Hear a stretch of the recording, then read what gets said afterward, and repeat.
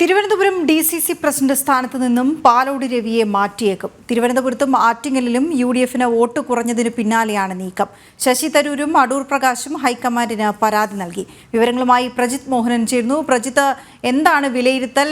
എന്ത് നടപടിയിലേക്ക് പോകാനാണ് സാധ്യത? ഈ നേരത്തെ തന്നെ ഈ പാലോട് രവിക്കെതിരെയുള്ള നീക്കങ്ങൾ ഈ പ്രദേശത്ത് നിന്ന് ആരംഭിച്ചിരുന്നു. പ്രത്യേകിച്ച് ഈ ഉമ്മൻചാണ്ടി പക്ഷത്തെ വിശ്വസനായ നേതാവിനായി എന്ന രീതിയിൽ പാലോട് രവി VD സതീശന്റെ ഒരു നോമിനി എന്ന നിലയിലായിരുന്നു തിരുവനന്തപുരം DCC അധ്യക്ഷ പദവിയിലേക്ക് എത്തിയത്.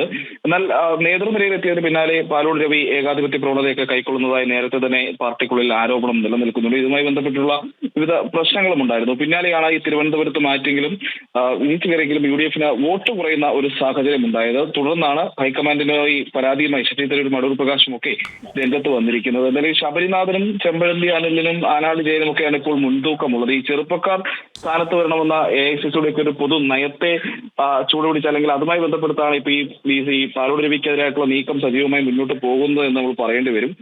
ഈ പാർട്ടി പുനഃസംഘടനയുമായി ബന്ധപ്പെട്ടും പാലോട് രവിക്കെതിരെയുള്ള ഒരു ആരോപണങ്ങളും അല്ലെങ്കിൽ പരാതിയും ഒക്കെ വന്നിരുന്നു നേരത്തെ. പാലോട് രവിയുടെ ഏകപക്ഷീയമായ നിലപാടിൽ ഈ ഒറ്റ വിഭാഗത്ത് നിൽക്കുന്ന നേതാക്കളൊക്കെ ദേശീയ നേതൃത്വത്തിന് പരാതി നൽകുന്ന ഒരു സാഹചര്യവും ഉണ്ടായിരുന്നു.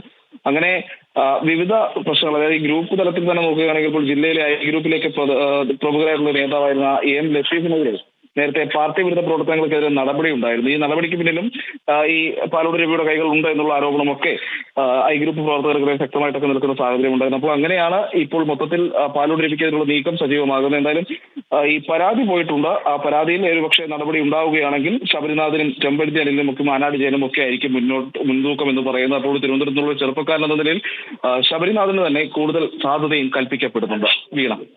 ശരി പ്രജിത്ത്.